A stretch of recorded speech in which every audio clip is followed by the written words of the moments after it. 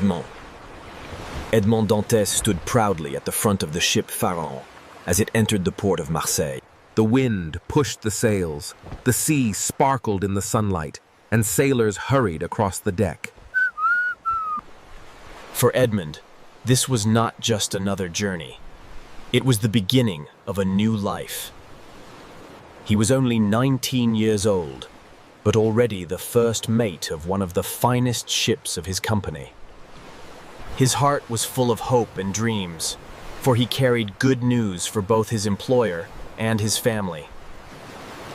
The Pharaon had sailed from Smyrna, then stopped in Naples, and was finally returning to Marseille.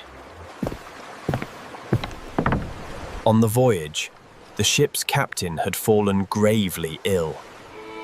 Edmond, young and ambitious, had taken command.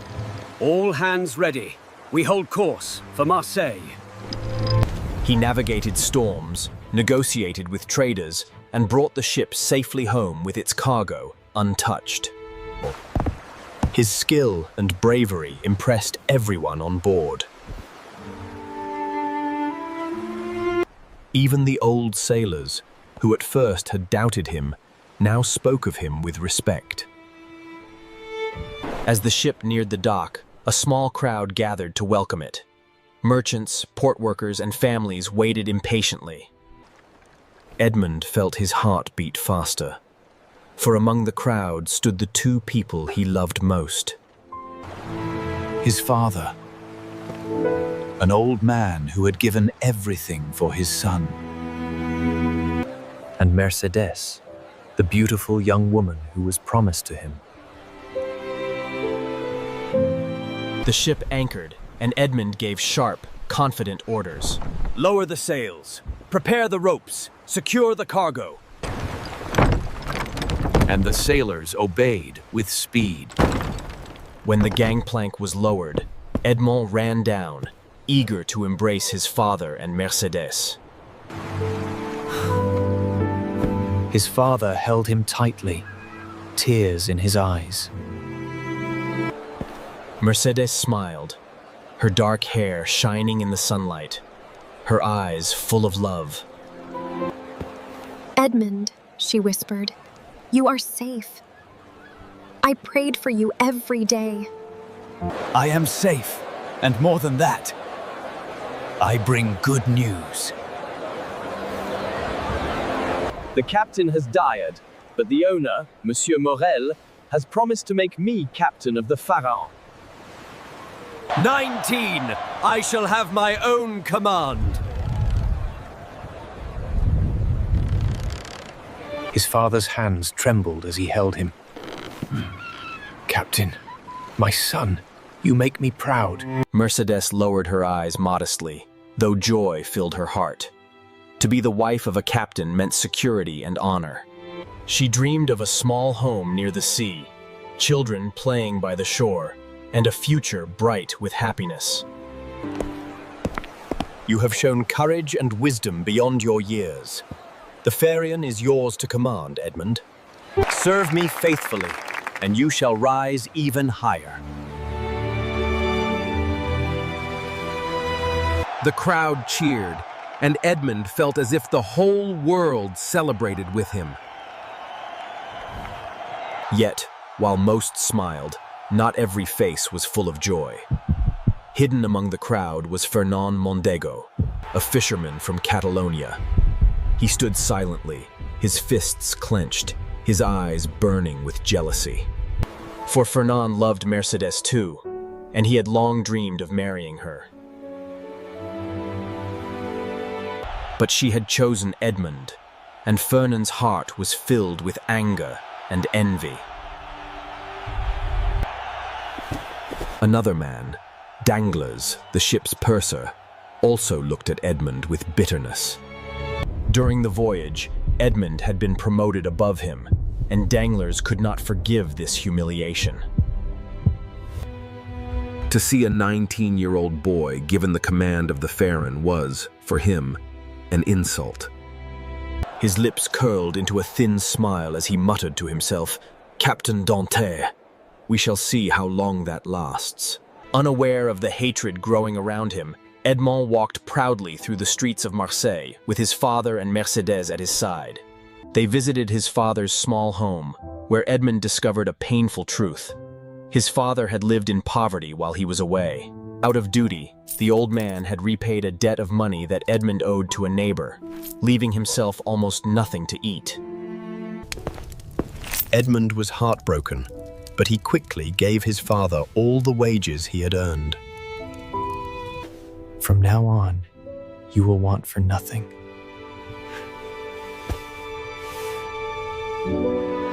The evening brought more joy. Edmond and Mercedes walked along the shore, speaking of their future. The sea breeze touched their faces, and the horizons seemed to promise endless possibilities. They planned to marry as soon as possible. Mercedes leaned on Edmond's arm and whispered, My love, we will be together forever. I wish this happiness could last forever. It will. Nothing can take it from us. But fate had other plans. While Edmond celebrated, Danglars and Fernand met secretly in a dark tavern. They spoke in low voices, their words heavy with malice. Edmond has everything. Mercedes, success, the captaincy. While I, who has loved her since childhood, am left with nothing. And I, said Danglars, should be purser, second only to the captain. Instead, this boy takes the command, and I am forced to serve under him. His good fortune is insufferable. The two men drank coffee, their eyes filled with hatred. It was then that Danglars suggested a plan. What if Edmond were accused of being a traitor? What if someone wrote a letter to the authorities, claiming he carries messages from Napoleon's supporters? If he is arrested, he will lose Mercedes. She will be mine. Exactly. And I shall have my revenge. He will never be captain if he is in prison. That night, with careful handwriting, Danglars composed a letter. It accused Edmond Dantès of carrying a secret letter from Napoleon Bonaparte to his followers in Paris. The accusation was false, but it was dangerous. The government feared Napoleon, who had been exiled but still had many loyal supporters. To be suspected of helping him was enough to destroy a man's life. When the letter was finished, Fernand delivered it to the local prosecutor. With that single act, Edmond's future was poisoned. The next day, Edmond's friends gathered for his betrothal feast. Laughter filled the air, music played, And tables were heavy with food and drinks. Mercedes wore a simple white dress, her face glowing with happiness. Cheers answered him, and for a moment, all seemed perfect. But outside, in the shadows, soldiers approached. At the height of the celebration, the door opened, and an officer entered with cold authority. Edmond Dantès? Yes. You are under arrest by order of the king's prosecutor. The room fell silent. Mercedes gasped, Edmond's father trembled, and Edmond himself stood frozen with shock. He had done nothing wrong, yet strong hands seized him and led him away. There must be a mistake! Edmond is innocent! The feast ended in confusion and sorrow. But her words were useless. The trap had closed, and Edmond's bright future was already slipping into darkness. The celebration of Edmond Dantès' betrothal had ended in shock and silence. The music had stopped, the sweets had turned bitter in the mouths of the guests, and Mercedes's white dress, once a symbol of joy, now seemed like a garment of mourning. Edmond had been taken away by soldiers, accused of crimes he did not even understand. They cannot keep him. Edmond is innocent. Everyone knows it. Yes, child, but envy is a cruel enemy. I fear something dark has been planned. Indeed, outside the walls of their humble home, two men congratulated themselves in secret. Danglars and Fernand. They had succeeded in their scheme, and now they waited for the storm to destroy their rival. The false letter, written by Danglars and delivered by Fernand, had been placed into the hands of Gérard de Villefort, the deputy prosecutor of Marseille. Villefort was a young man of ambition, eager to rise in government. He read the accusation carefully. Edmond Dantès, sailor of the ship Pharaon, carries a letter from Napoleon Bonaparte to his supporters in Paris. At once, Villefort's face darkened.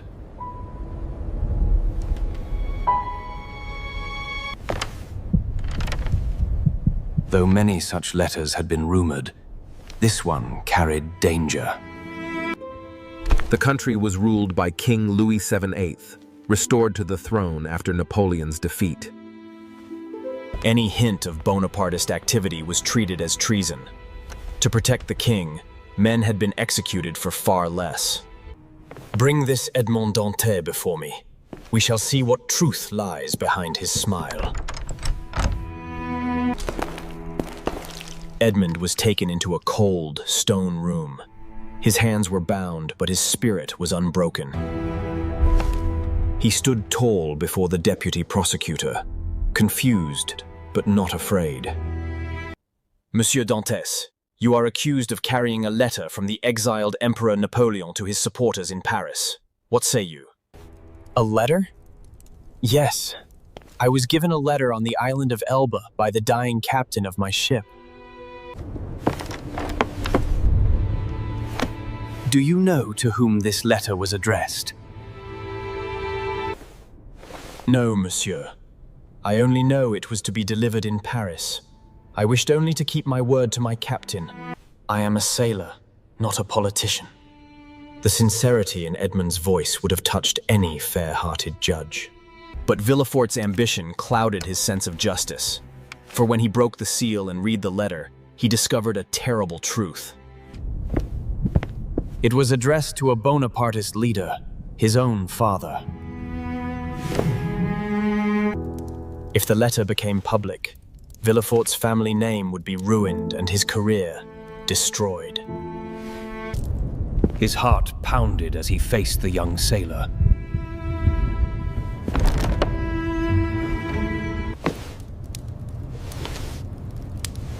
You admit to carrying this letter? Yes, but I swear to you I had no idea of its contents. I would gladly burn it if it causes harm. Villefort studied Edmond for a long moment. He saw the honesty, the innocence, the youth. Part of him longed to release the boy and clear his name, but his ambition refused. Edmond Dantès, you have confessed to carrying a letter from the enemy of the king. For this, you are guilty of treason. Guards, take him to the Château d'If. No! I am innocent! Please, listen to me, God! But his words were drowned by the clanging of the prison doors. When the news spread that Edmond had been imprisoned, shock and disbelief filled Marseille. Mercédès refused to believe it. She went from door to door, pleading with officials, crying out that Edmond was no traitor. He knows only ships, sails, and the sea. The government was afraid of Napoleon's return, and in their eyes, any man accused of serving him was already guilty. Edmond's father grew weaker with grief. He had only his son in the world, and now even that comfort had been torn from him. He sat for hours by the window, staring at the sea, whispering Edmond's name. Meanwhile, Danglars and Fernand celebrated quietly. Danglars smiled to himself, imagining the Pharian under his influence now, that Edmond was gone. Fernand, though, cared only for Mercédès. He visited her daily, pretending to comfort her, but secretly hoping her despair would push her into his arms. Yet each time, Mercédès turned away, her loyalty to Edmond unshaken. I will wait for him. If he is in prison for 100 years, still I will wait. Her words cut Fernand's heart like a knife. Late at night, Villefort sat in his study, the letter spread before him.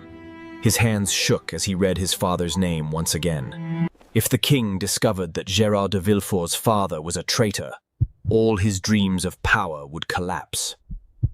His fiancée's family was royalist. His own career depended on loyalty to the crown. Everything he had worked for could vanish in an instant.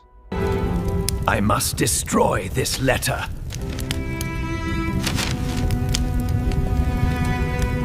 Then he whispered, "Farewell, Edmond Dantès. You are sacrificed for my future." At dawn, soldiers dragged Edmond from his cell. Shackled and pale, he was pushed into a small boat that carried him across the waters of Marseille. He looked desperately at the city. The city. The port where he had dreamed of being captain. The house where his father waited. The streets where he had walked with Mercedes. Every sight pierced his heart like a blade. Where are you taking me? To the Château d'If.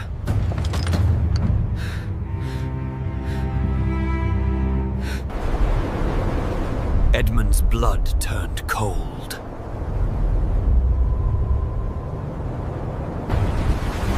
The Château d'If was a fortress prison built on a rocky island. Infamous for housing traitors and prisoners, few who entered its gates ever returned. As the boat approached the dark stone walls rising from the sea, Edmond's spirit sank. He stretched out his hands toward the city, shouting, "Mercedes! Father! Help me!" But no voice answered, only the crash of the waves against the rocks. As the iron doors shut, he felt the world of freedom and love slip away, leaving only hollow pain within him. Back in Marseille, Fernand and Danglars exchanged satisfied glances. Dantès is gone. The sea has swallowed him, though he lives still. Fernand nodded, his eyes fixed on Mercedes from a distance. His spirit lived on in the heart of Mercedes. And now she will be mine, and no chains could break that bond. But deep in his heart, he knew the truth. Though Edmond was imprisoned. The night of Edmond Dantès' arrest remained etched in the memory of all who had gathered to celebrate his betrothal. What should have been the happiest evening of his young life had become a nightmare. The music had stopped, the laughter had died, and soldiers had led him away as though he were a criminal. The faces of his father and Mercedes, full of terror and disbelief, haunted him. Haunted him as he sat alone in his cold prison cell.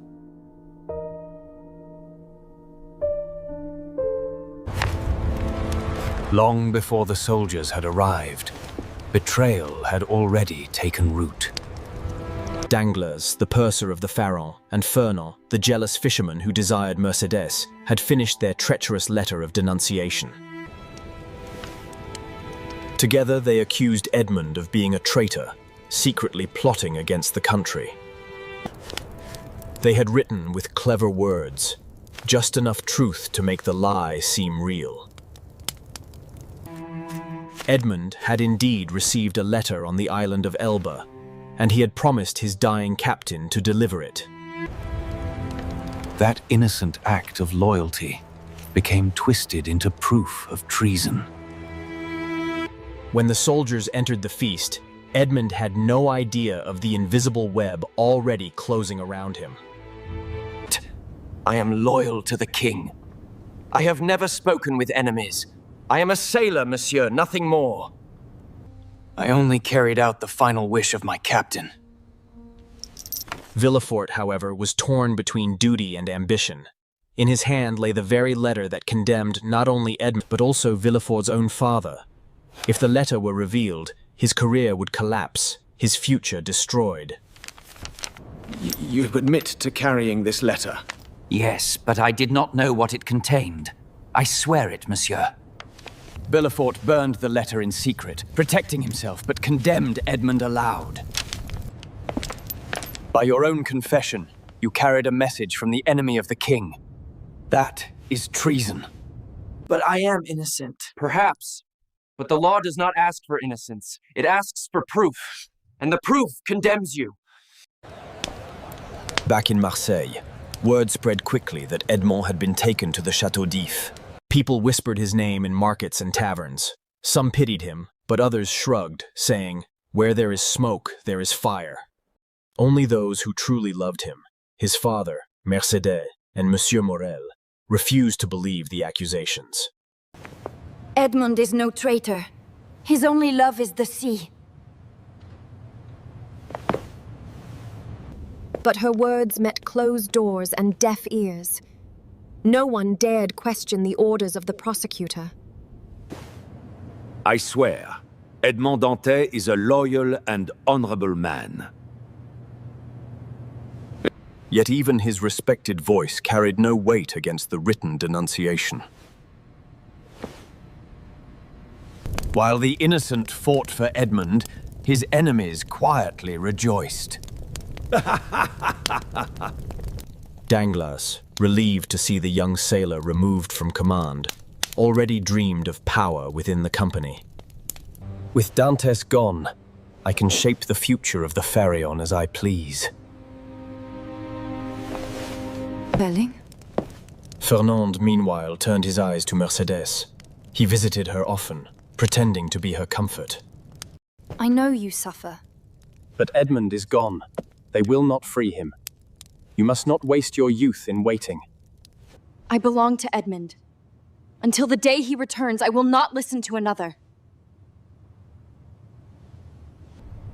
Her loyalty stabbed Fernand with pain, but also fed his anger. Then let him rot in the Château d'If. One day you will have no choice but to turn to me.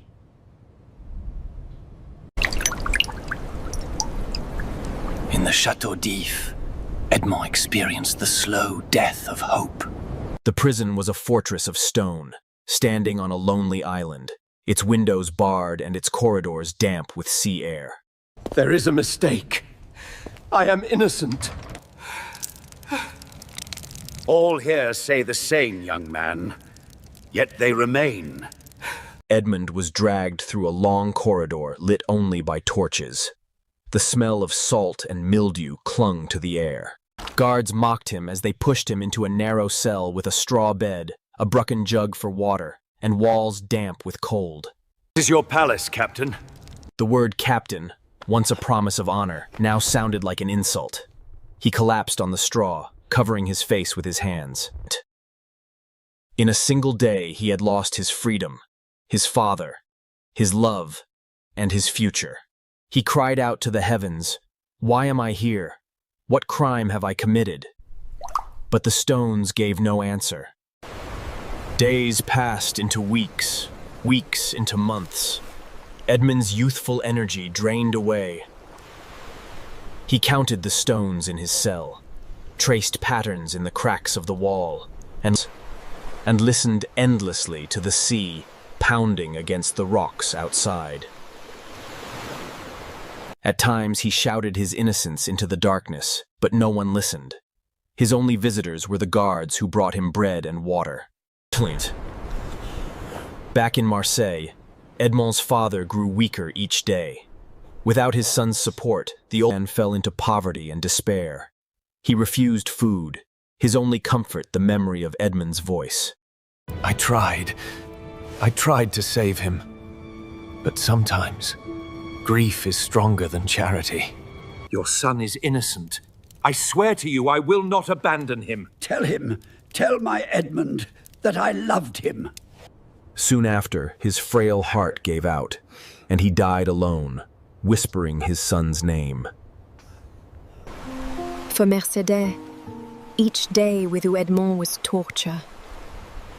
She waited at the shore, gazing at the island prison across the water, as if her eyes could pierce the walls and reach him. She prayed constantly for his return, refusing every suggestion that she should forget him. Her beauty and loyalty only increased Fernand's obsession. He promised himself that if Edmond never returned, Mercedes would one day be his, no matter the cost. Meanwhile, Gérard de Villefort enjoyed the rewards of his betrayal. By sending Edmond to prison and destroying the letter, he had secured his position with the royalists. He was praised for his vigilance, promoted for his loyalty, and prepared for marriage into a powerful family. Yet sometimes, late at night, he dreamed of Edmond's face, honest, confused, and pleading. The Château d'If stored like a dark sentinel in the middle of the sea. Its heavy walls rose from the rocks, defying both waves and storms, where prisoners disappeared into silence and rarely returned.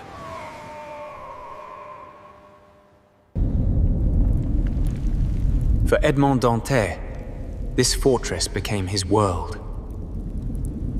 The iron gates had swallowed him, and now only damp stone and the sound of the sea surrounded him. Time lost its meaning inside the prison.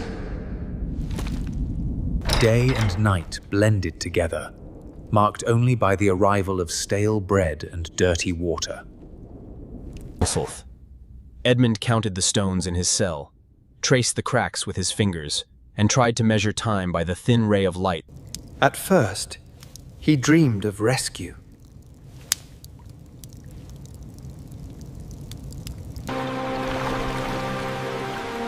He imagined that Monsieur Morel would save him. That Mercedes would plead for him. That Villefort would confess his mistake. You know. But weeks turned into months, and no one came.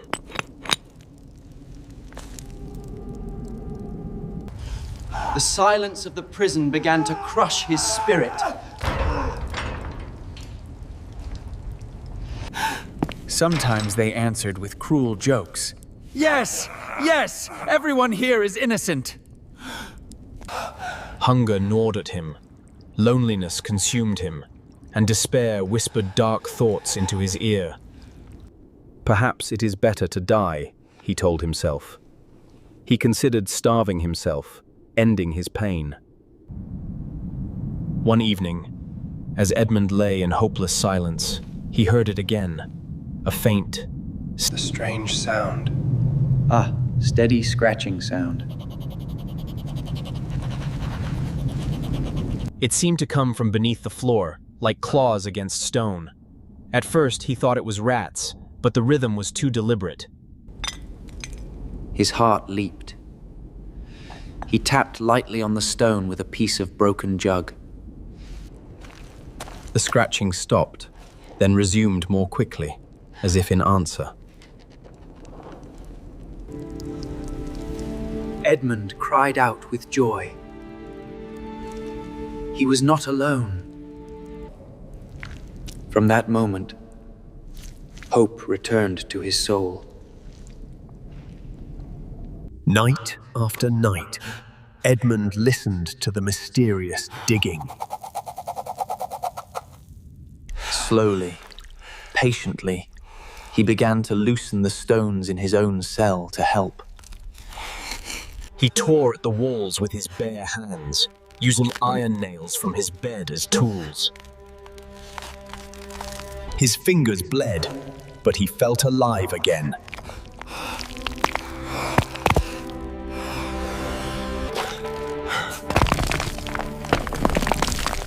After weeks of effort, a small tunnel opened. And through the dust and darkness, Edmond saw another human face. It was lined with age and wisdom. the eyes bright with intelligence. Who are you? Edmond whispered. I am Abbé Faria, a prisoner like you, replied in a low voice. The two men reached out their hands and clasped them tightly. In that moment, Edmond felt reborn.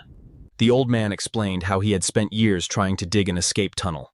He had miscalculated and arrived at Edmond's cell instead of the outer wall. Yet he did not regret it, for now he had a companion. Abbé Faria had been imprisoned for political reasons. He had served princes, kings, and ministers. But his intelligence made him dangerous to powerful enemies. Yet instead of losing hope, the priest had turned his prison into a school.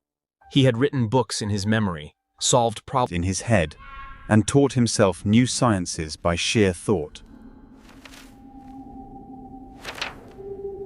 You see, my son, he told Edmond, a man may lose his freedom, but he must never lose his mind. That is the true prison. Edmond listened with awe. He had been a sailor, skilled at reading the winds and the waves, but untrained in books. Edmond listened with awe. He had been a sailor, skilled at reading the winds and the waves, but untrained in books. Now, locked in darkness, he found a teacher who could open doors in his mind wider than the ocean itself. Edmond's heart filled with gratitude. I thought I would die alone. You have saved me. The abbé smiled kindly. No, my son. Perhaps it is you who will save me. Day after day, the two prisoners widened the passage, crawling through to spend hours together. The guards suspected nothing, for Edmond and the abbé were careful to hide their work. More than freedom, Abbé Faria gave Edmond something greater: knowledge. The old man was a priest and a scholar, fluent in languages, skilled in mathematics, history, and philosophy. He had studied politics, science, and human nature, and the islands of the prison. Since we cannot live free, the abbé said, let us at least live usefully. So Edmond became his student. He learned Italian, English, and even some Arabic. He studied history and geography, science and strategy. Once simple and youthful, grew sharp and disciplined.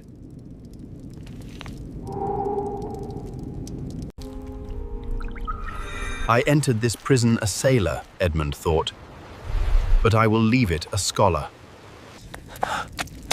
One night, as the two men whispered in the tunnel, the abbé grew serious. There is something more, Edmond. Something I have never told another soul.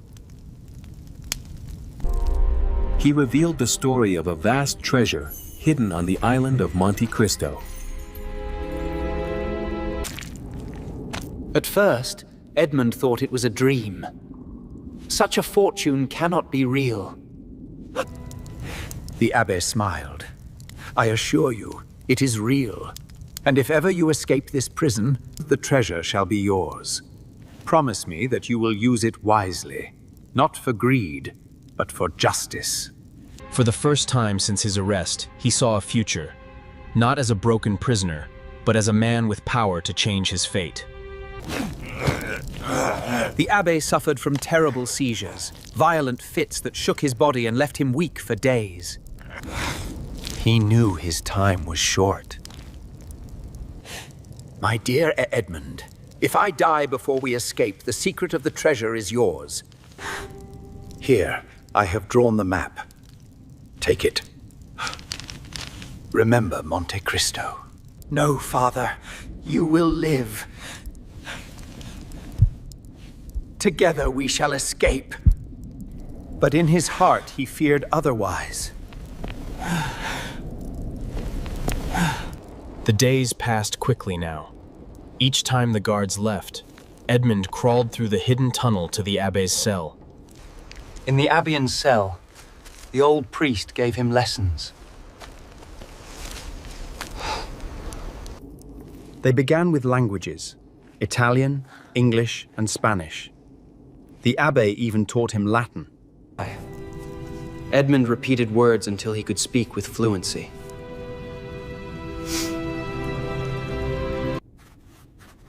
Then came history and geography. Faria traced maps of Europe on the dusty floor. He spoke of Rome, Greece, and the empires of the past.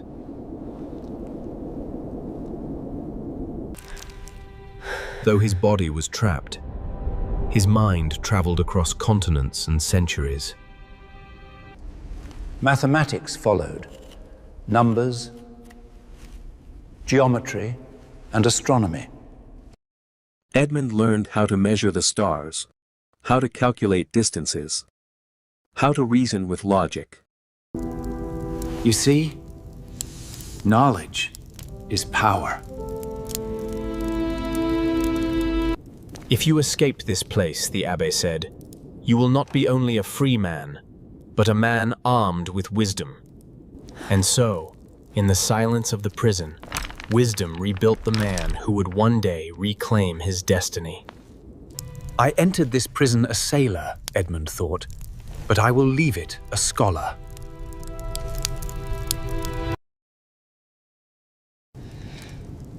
More than lessons, Abbe Faria gave Edmond something he had lost: a father. My poor father died alone while I was imprisoned. The abbe placed a hand on his shoulder. Then let me be your father now. God has sent us to each other in this place. You will be my son, and I will be your teacher. From that moment, their bond deepened.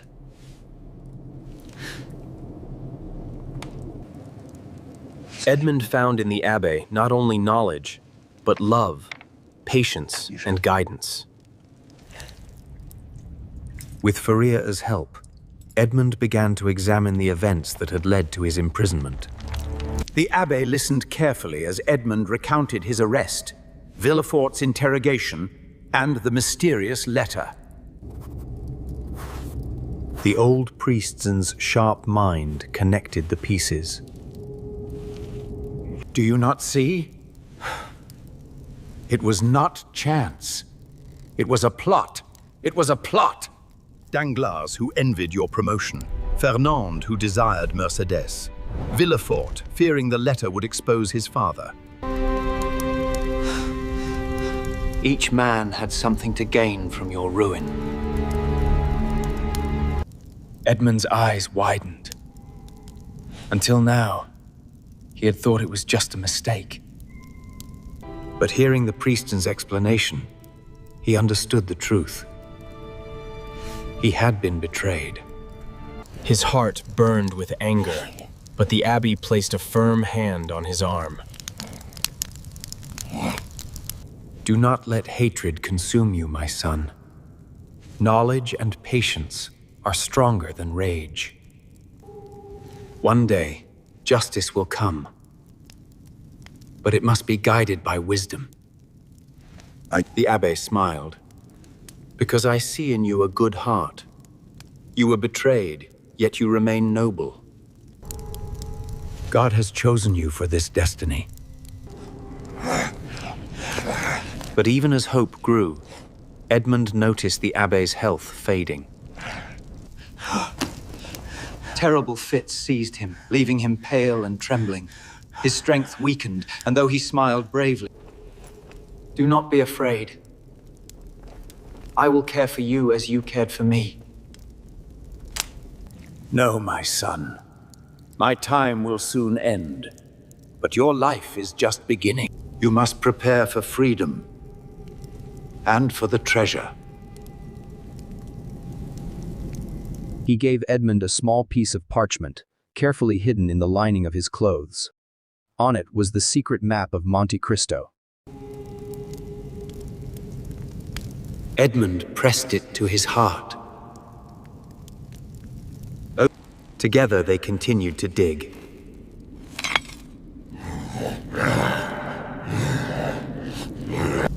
The tunnel grew longer, reaching toward the sea.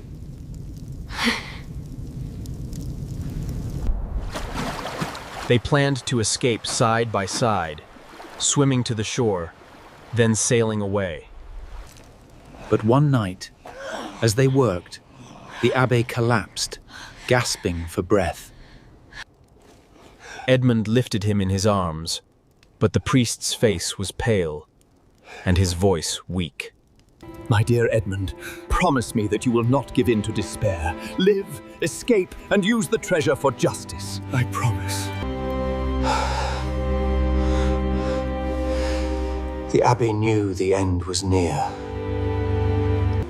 In his final days, he spoke not of riches, but of wisdom. Remember, my son, true greatness is not in wealth, but in how you use it. The world is full of men who destroy, but few who build. Forgive when you can, but punish when you must. Above all, never lose your soul in the fire of revenge. Edmond listened carefully, memorizing each word as if it were sacred scripture. At last, one quiet evening, Abbé Faria closed his eyes for the last time. His hand rested in Edmond's, his face peaceful.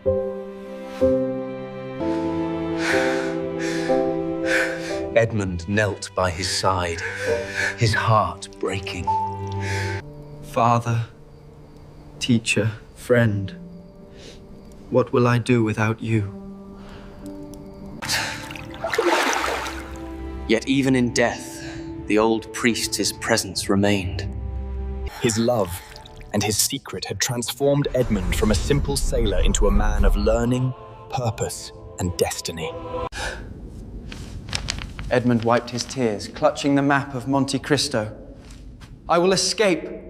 I will live, and I will honor your name. Edmond Dantès had lost his only friend. The death of Abbé Faria left him in deep sorrow. The priest had been his teacher, his father, and the light in his long years of darkness. But along with grief, Edmond felt a new power rising in his heart, a sense of duty, hope, and determination. For several days, Edmond sat in silence in his cell, holding the small parchment the abbé had left him. Each time he read the paper, his mind filled with visions.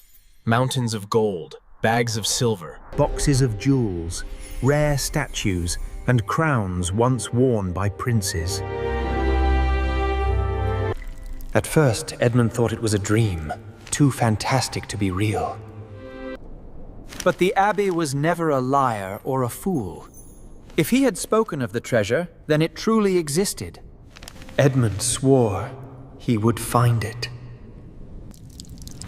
This treasure, he whispered to himself in the darkness, is not for greed. It is the tool given to me by God. With it, I shall reward the good and punish the guilty. Do not let hatred consume you. Use the treasure for justice, not for vengeance alone. He repeated those words often, as if they were a prayer. Danglars, Fernand, Villefort, those names echoed in his mind. Each man had stolen his youth, his love, and his freedom. But Edmond forced himself to wait. First escape, then treasure, then justice. The death of Abbé Faria gave Edmond an unexpected opportunity. The old priest is dead. We'll sew him into a sack tonight and throw him into the sea. Edmond's heart jumped. If the guards carried away a sack, Perhaps he could take the Abbey's place. In the darkness of night, no one would notice until it was too late. That evening, when the guards left, Edmond acted quickly. He dug into the priest's cell, found the body, and kissed his forehead one last time. Then, with trembling hands, Edmond laid the body in his own bed and covered it. Next, he slipped into the sack meant for the dead. He tied the rope from inside as best as he could, holding a sharp piece of iron in his hand to cut it later. His heart beat wildly. If the plan failed, he would be thrown alive into the sea and drowned. But if it succeeded, freedom awaited. Soon, 2 guards entered. Without checking, they lifted the heavy sack, carried it along the corridors, and climbed to the top of the fortress wall.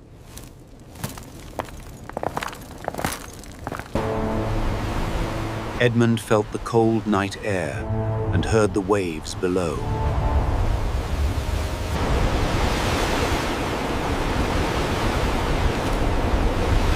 Ready? Throw him, said the other. The sack flew into the air, and Edmond plunged into the icy sea. The shock of water nearly made him scream, but he bit his lips. Weighted down by cannonballs tied to the sack, he began to sink fast. Desperate, he cut through the canvas with his iron piece, tore the rope, and swam upward with all his strength. At last, his head broke the surface. He filled his lungs with air and looked back. In front of him stretched the endless sea, his path to freedom. Edmond swam all night, guided by the stars, as he had done years before as a sailor. Exhausted, he reached a small, deserted island. There he rested, half dead but alive.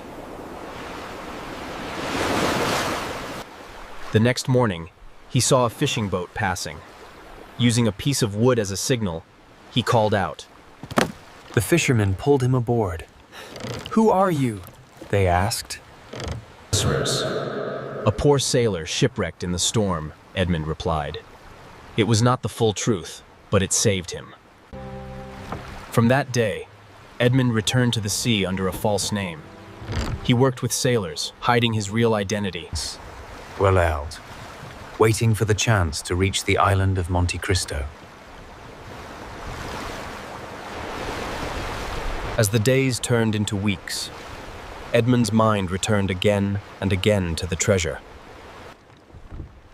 He studied maps whenever he could, searching for the location of the mysterious island. He remembered every detail of the Abbé's story: the rock formations, the hidden cave, the chest buried deep underground.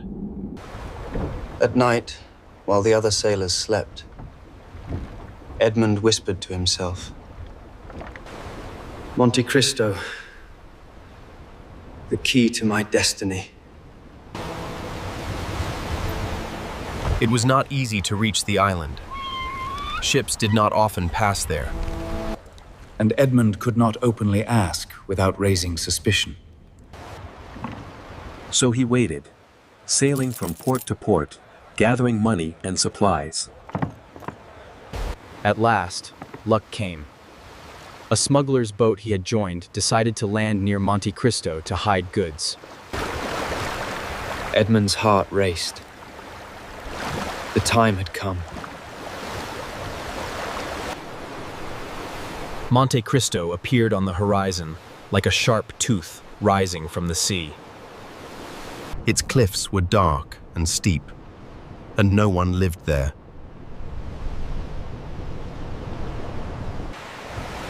To the sailors, it was a lonely, useless rock.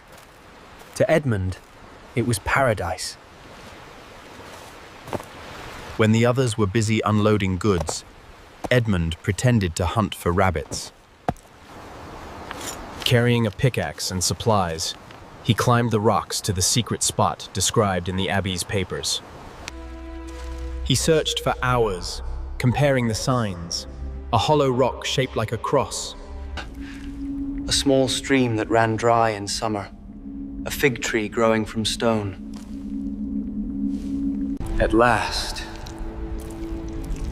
he found the place.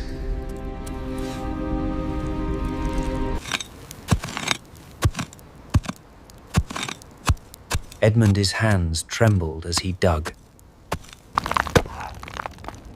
The ground was hard, but his strength was fueled by hope. Soon, his pickaxe struck something solid. A wooden chest, bound with iron. With a cry, Edmond pulled it free. He broke the lock, lifted the lid, and gasped. Inside lay mountains of gold coins, silver bars, diamonds that sparkled like stars. Rubies red as fire, emeralds green as the sea. Statues carved in marble, crowns decorated with jewels, and weapons made of shining steel filled the chest. It was more than treasure. It was a kingdom in a box. At that moment, Edmond Dantès, the poor sailor, died, and a new man was born, the Count of Monte Cristo. He would reward those who had been kind, such as his faithful friend Morel, and he would punish those who had destroyed his life. The sea had carried him from prison to freedom. The treasure of Monte Cristo would carry him from despair to destiny. The sea was now his road. Edmond Dantès had left behind the terrible walls of Château d'If and stood reborn as a free man. His heart still carried scars from years of suffering, but his spirit was unbroken. Freedom tasted sweet, but he knew it was only the beginning of a new sailor. After escaping, Edmond worked on different ships under false names. He had the strong body of a sailor and the sharp mind of a leader, so no captain refused his help. He learned quickly, stayed quiet, and never spoke of his past. In those days, he was cautious. He was not yet ready to show himself to the world as Edmond Dantès. If people knew his name, Villefort the prosecutor, Danglars the jealous clerk, and Fernand the false friend might hear of his survival, they would try again to destroy him. So Edmond waited. He used his time at sea to collect information about ports, routes, and politics. Every new detail was a tool for his future. One evening, Edmond joined a group of smugglers sailing between Italy and Corsica. They carried secret goods and sold them without paying taxes.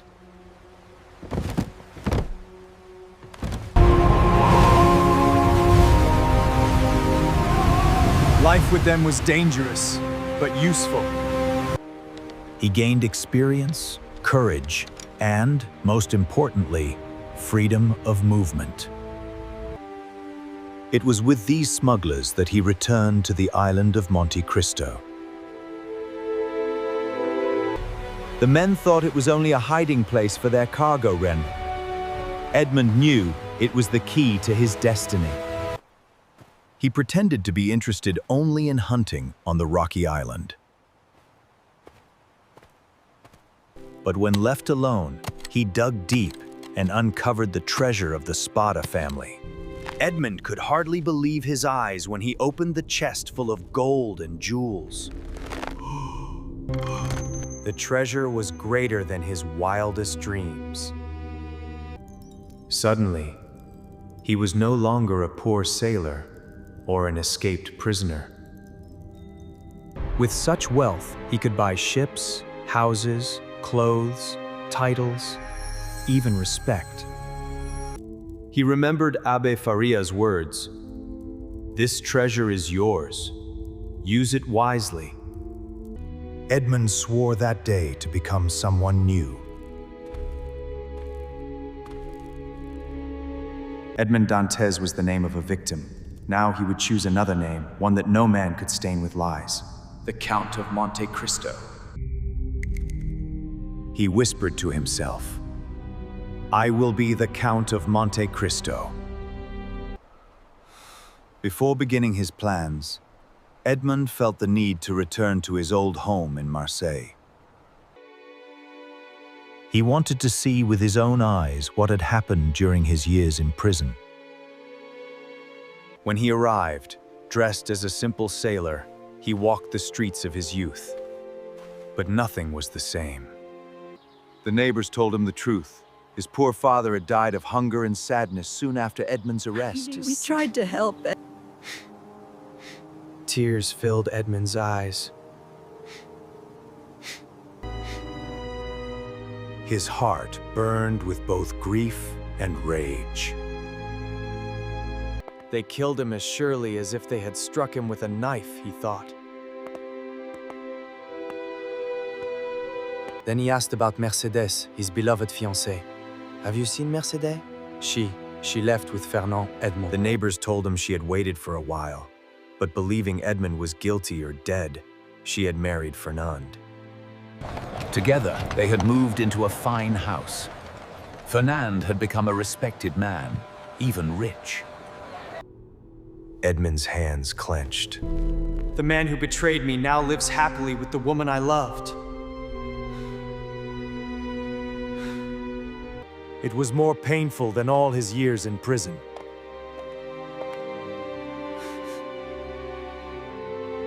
Not everything was lost.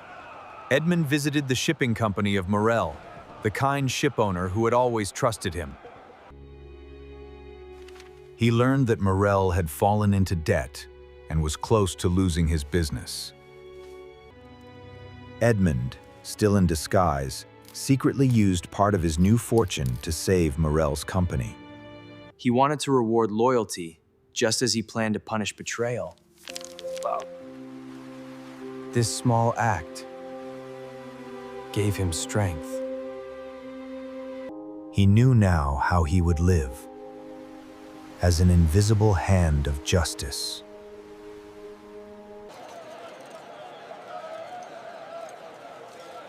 To prepare for the future, Edmond traveled widely. He visited Rome, Paris, and the great cities of the Mediterranean. With his treasure, he bought jewels, fine clothes, and even a yacht. He learned the manners of noblemen, studied languages, and moved among the wealthy without suspicion. Soon, he was no longer a poor sailor in appearance, but a gentleman of mystery.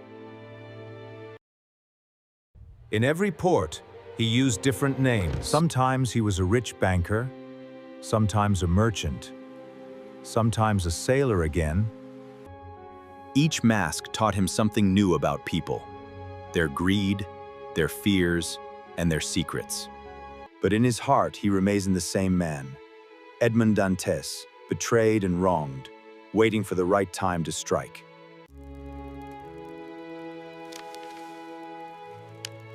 Edmond's mind worked like a machine.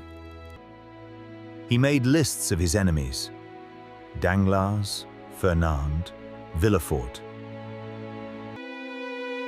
Danglars, the greedy clerk who envied his success. Fernand, the false friend who stole his fiancée. Villefort, the corrupt prosecutor who condemned him to hide a family scandal. Each man had grown rich and powerful in the years of Edmond's suffering.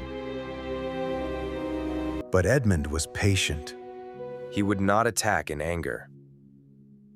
He would prepare carefully, so that when the moment came, each enemy would fall by his own weakness. Still, there were moments of doubt. At night, when he was alone, Edmond remembered the words of Abbe Faria. "Do not let hatred destroy you." Sometimes he wondered, was he seeking justice or revenge? Could he still live as a happy man, or was his soul forever chained to the past? He tried to silence these questions.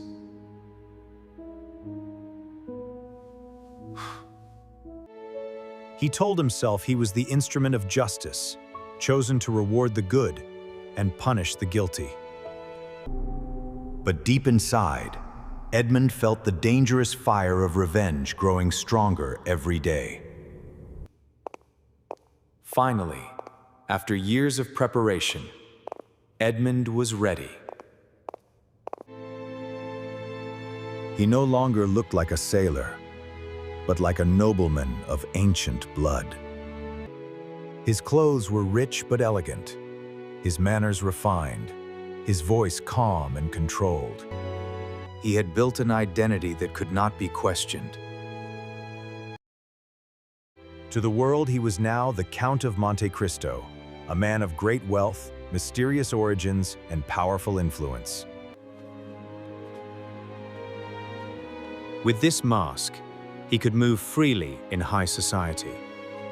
He could meet his enemies face to face, and they would not recognize the poor sailor they had betrayed. The hunter was ready, and the prey did not even know danger was near.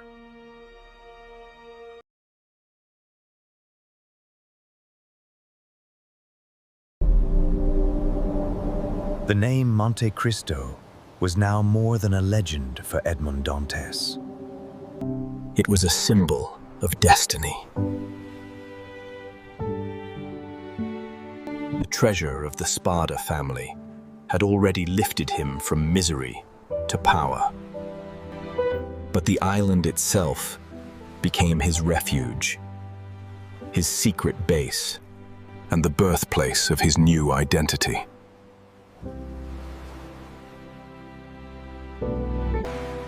After saving Morel in secret and traveling through Europe, Edmond returned to the rocky island once again.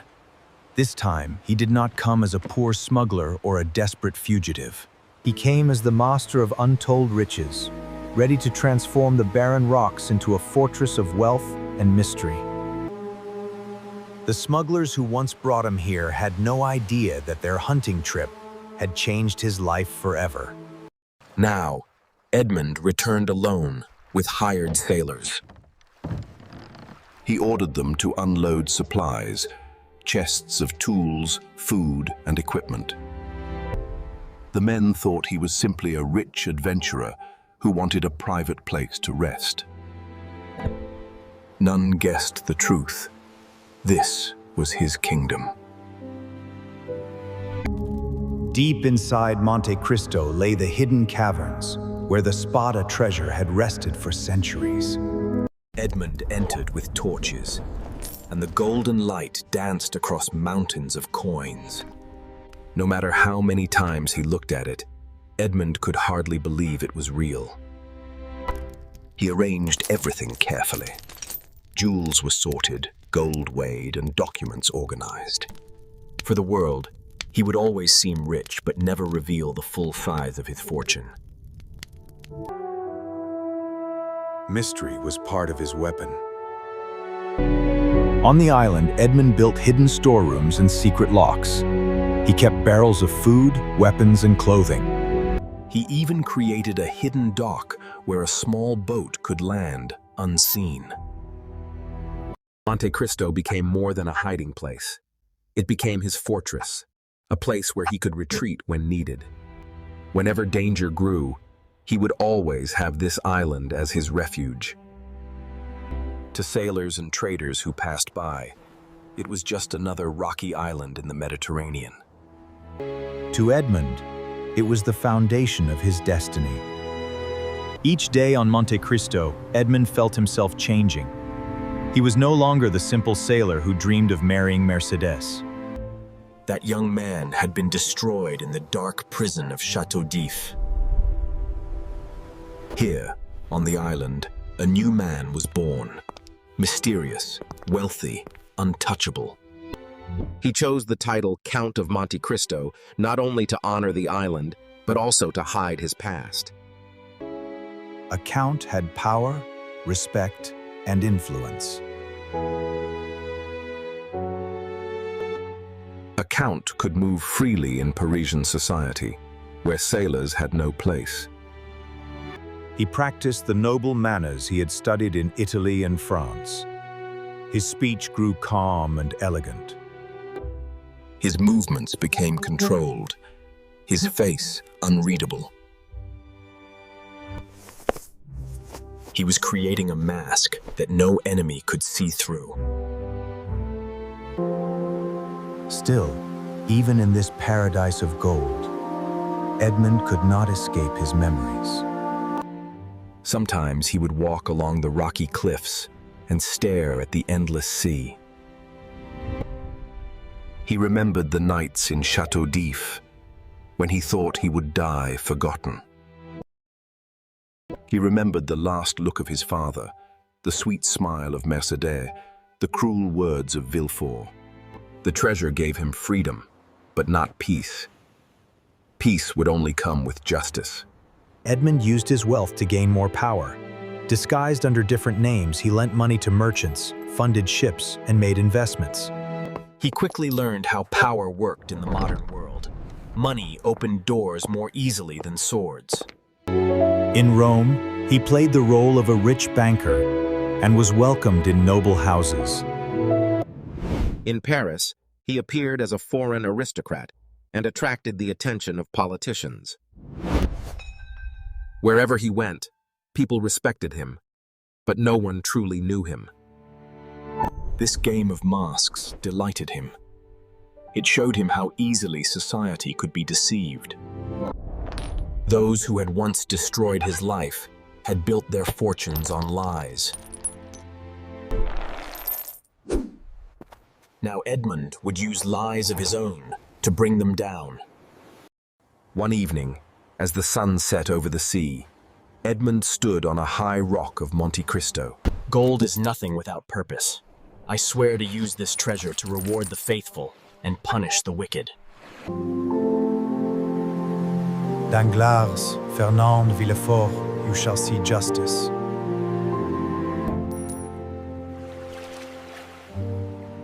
I am no longer Edmond Dantès. The waves carried away the gold, but his words echoed in his heart. The oath gave him strength. He divided the treasure into parts and placed them in different banks across Europe. He divided the treasure into parts and placed them in different banks across Europe. This way, no single government or thief could take everything from him. He ordered documents proving noble ancestry, created with the help of experts he paid well. Soon, no one would doubt that the Count of Monte Cristo was of ancient and respected blood. The Count of Monte Cristo was no longer an idea. He was now a living reality, prepared to enter the world stage. Yet, even with all his success, Edmond sometimes felt a shadow in his soul. Abbé Faria's last words returned to him. Be careful, Edmond. Do not let hatred eat your heart. Was he becoming too focused on revenge? Could a man build happiness only on destruction? Edmond left Monte Cristo with a final look. The island would remain his secret, his fortress, and his name. As his yacht sailed away, the island stood behind him like a silent guardian. The next part of his journey awaited him in Paris, where his enemies had built their lives of wealth and lies. Edmond Dantès, once a prisoner without hope, now sailed as the mysterious Count of Monte Cristo. The game of revenge was about to begin.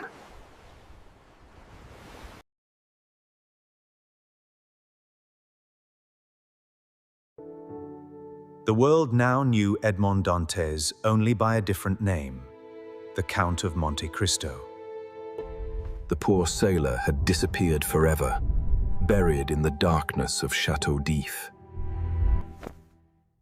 In his place stood a man of elegance, mystery, and unlimited wealth. When Edmond's luxurious carriage rolled through the streets of Paris, people turned their heads.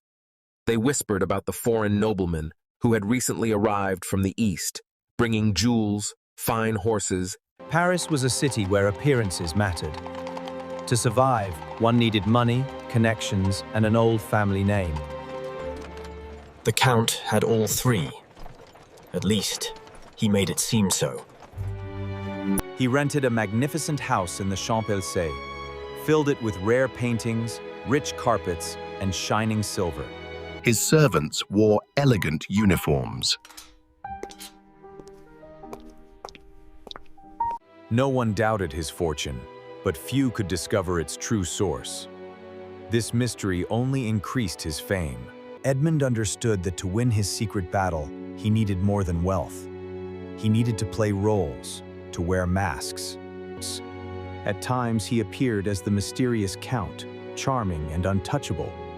At other times, he disguised himself as an Italian priest, Abbé Busoni, to gather information. He also used the identity of Lord Wilmore, an English nobleman known for acts of generosity. Each mask gave him access to different worlds: Sauvers, the aristocracy, the business community. The Count soon learned what had happened to the men who betrayed him. Danglars, once a jealous ship clerk, had become a wealthy banker. He now lived among Paris's richest, proud of his success. Fernand, who stole Mercedes from him, was now Count de Morcerf, a respected soldier and politician. Villefort, the prosecutor who sent him to prison, had risen high in the legal world, with influence and honor. Caderousse, the neighbor who remained silent during Edmond's arrest, had fallen into misery, living as a greedy innkeeper and criminal. Each had built a new life, but Edmond saw them differently. To him, they were thieves of his youth and happiness. The Count's arrival in Parisian society caused a storm of curiosity. At dinner parties and salons, people spoke of his strange knowledge of the East, his endless fortune, and his mysterious character. Some feared him, others admired him, but all wanted to know him. He never revealed too much about himself, and this silence made him even more interesting. Mercedes, now Madame de Morcerf, also heard of the Count's arrival. When she first saw him from a distance, she felt a strange pain in her heart. The man's face seemed familiar, but 24 years of sorrow and change had hidden the sailor she once loved. The Count began using his money to test the weakness of Parisian society.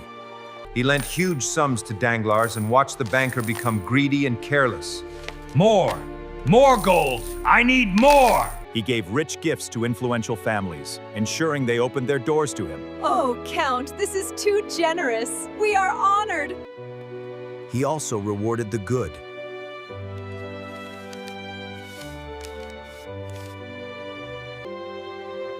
To Maximilian, he became a silent guardian, watching from the shadows.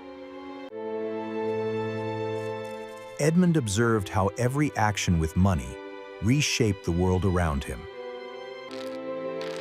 Edmond had learned that money was not just wealth. It was a weapon sharper than any sword. Before striking at his greatest enemies, the Count wanted to see what had become of Caderousse. Disguised as Abbé Busoni, he visited the man's inn. Caderousse lived poorly, filled with bitterness and greed. He confessed how he had witnessed Edmond's arrest years ago and had... The Count realized that some men destroy themselves without help. He decided Caderousse would not need punishment from him. His own choices would bring his ruin. The more Edmond played his roles, the more he felt himself changing inside. The warm-hearted sailor who once dreamed of a simple life was gone. He had friends, but he did not love them. He had admirers, but he did not trust them. His heart was no longer free. It was a prisoner of revenge. Still, when he saw Mercedes at a social gathering, something old awoke inside him. Her eyes were softer, older, and touched with sadness. For a moment, Edmond felt the pain of his lost love. But he quickly pushed the memory aside. The Count of Monte Cristo could not afford weakness.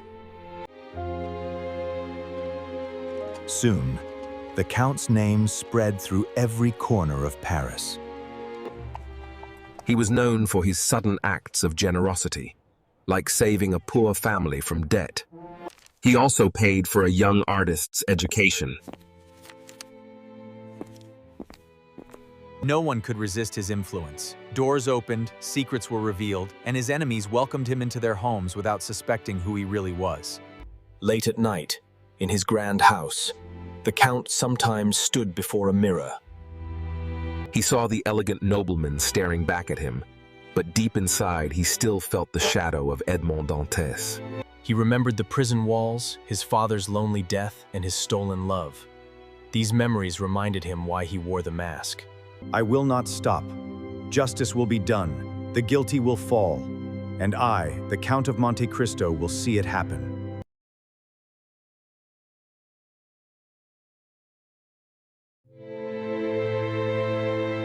For years, Edmond Dantès had dreamed of this moment. His wealth, his masks, and his patience had brought him into the homes of those who had betrayed him. Now the time had come. The Count of Monte Cristo would begin to strike. The first test was Caderousse, the greedy neighbor who had remained silent during Edmond's arrest. One stormy night, Caderousse tried to steal a diamond from a jeweler. In the struggle, he killed a man. Later, while trying to escape, he was stabbed by an accomplice. The Count, disguised as Abbé Busoni, visited him as he lay dying. The Count told him that his greed had destroyed him. With his final breath, Caderousse realized the truth. The priest was Edmond Dantès. The Count left silently. Justice had been served. Next came Danglars, the jealous ship clerk who had once accused Edmond of treason. Now he was a wealthy banker who cared only for money. The Count did not attack Danglars' body, but his fortune. Using his knowledge of finance, he led Danglars into lending enormous sums of money and then manipulated the market. At elegant dinner parties, the Count praised Danglars' wisdom while secretly guiding him toward ruin. Soon, the proud banker found himself drowning in debts. The cruelest betrayal had come from Villefort, the prosecutor who had sent Edmond to prison to protect his own career. The cruelest betrayal had come from Villefort, the prosecutor who had sent Edmond to prison to protect his own career. Now the Count prepared a punishment worse than death. He would destroy Villefort's family honor. Through careful investigation, the Count uncovered Villefort's darkest secrets and slowly revealed them to society. Soon whispers of corruption spread through Paris. Villefort's reputation began to collapse. Inside his proud home, tragedy struck. His daughter Valentine was poisoned by his second wife. Villefort's mind broke. He wandered his house like a madman, unable to face the justice he had once denied Edmond. The most painful revenge was reserved for Fernand, once Edmond's best friend who had stolen Mercedes and risen to power as Count de Morcerf. During the war, Fernand had betrayed his commander, Ali Pasha, and sold him to the enemy. The Count gathered witnesses, letters, and proof of Fernand's crime. At a government trial, the crimes were revealed. Paris gasped in horror as Fernand was exposed as a traitor. Mercedes stood pale in the courtroom as the truth about her husband was revealed. Albert challenged the Count to a duel, but Mercedes begged for mercy. The Count spared her son. Shamed, abandoned, and dishonored, Fernand ended his own life. Each act of justice gave Edmond a strange satisfaction. Yet with each victory, he felt a new emptiness growing inside him. Sometimes, late at night, he asked himself a troubling question. Was he truly the hand of justice, or only another man blinded by hatred? In the middle of darkness, one person reminded Edmond of goodness: Maximilien Morel. The Count watched him in secret and saw his honesty, courage, and love for Valentine. When Valentine was poisoned, the Count stepped in. The Count placed her in safety until she could be reunited with Maximilien. For the first time, Edmond used his power not for revenge, but for protection. Paris buzzed with rumors about the mysterious Count of Monte Cristo.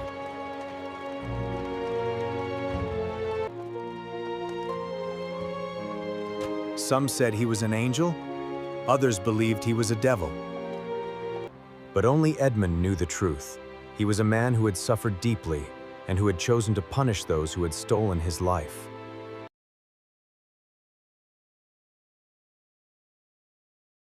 The storm that Edmond Dantès had carefully prepared for years now swept through Paris. Each of his enemies faced the weight of their own sins. Danglars, the banker who had once plotted Edmond's destruction, had finally reached the bottom of his ruin. His greed, encouraged by the Count's tricks, left him surrounded by debts and failures. In despair, Danglars tried to escape Paris with the little gold he still possessed. His flight ended in Italy, where he fell into the hands of the Count's allies, who robbed him of everything. For days he was kept prisoner, starved until his pride broke.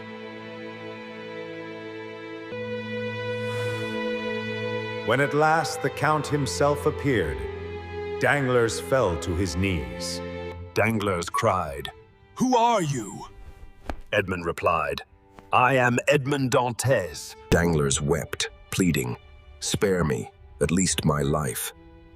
Edmond remained calm. Edmond spared his life. His punishment was to live empty, dishonored, and alone. If Danglars was ruined by greed, Villefort was destroyed by ambition. The Count had revealed every secret of Villefort's past. The once proud prosecutor stood pale and broken as society turned against him. The crimes of his second wife, the poisoning in his house, all of it had become public. When Villefort returned home, he found his wife and son dead by poison. Madness overcame him as guilt destroyed his brilliant mind. Mercedes had lost her husband and nearly her son.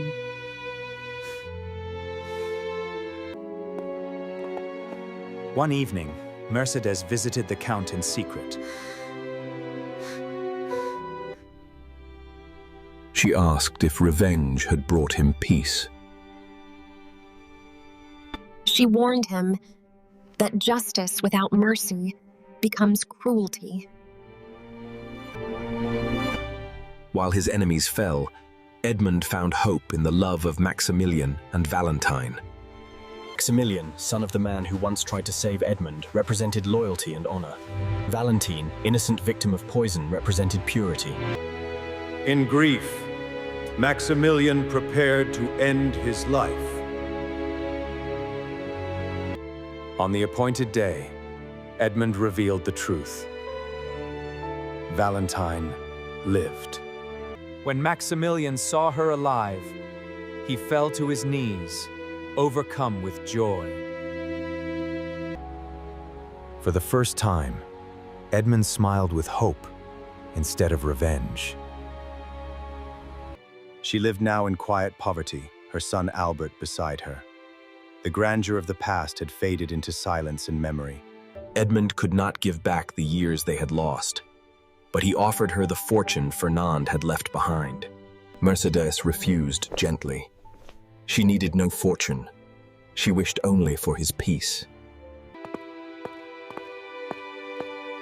Before leaving Paris, Edmond returned one last time to Mercedes. Today. Her forgiveness broke through the walls of anger around his heart.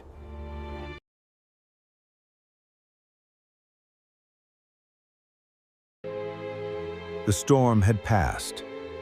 Paris no longer whispered about the mysterious Count of Monte Cristo. His enemies were destroyed, their power and pride reduced to dust. Yet Edmond Dantès felt no triumph in his heart. In his luxurious house, Edmond sat alone. Around him were treasures collected from across the world. Gems, gold, works of art. Yet all seemed lifeless.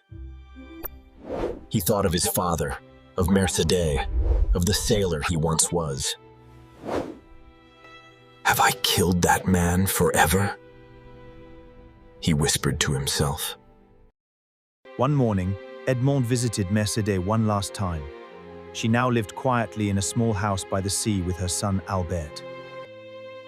"You still carry the man I once loved," she said. "But he is buried beneath anger." I have punished those who betrayed me, but I do not feel free. Instead, I feel more chained than ever. Then let go of hatred, she urged.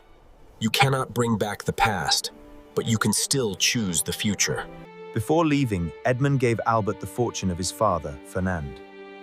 Use it to build a new life, a life of honor.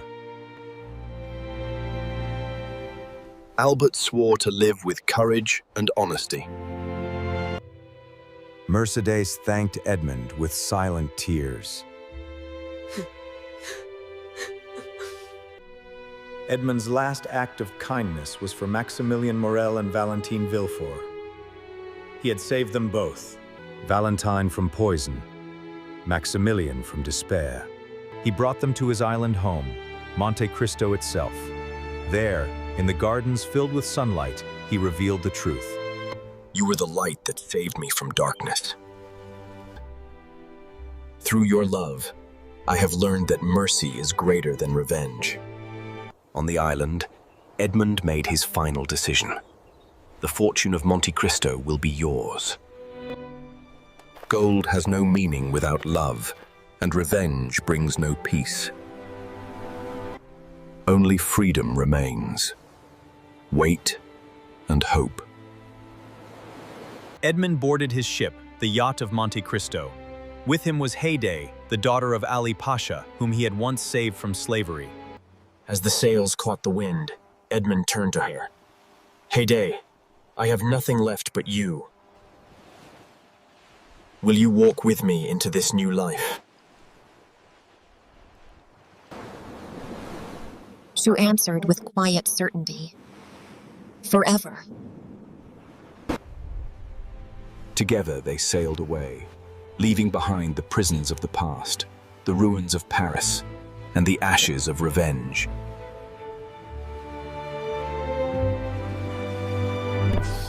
The sun rose on the horizon, bright and full of promise. For the first time in decades, Edmond Dantès felt truly free.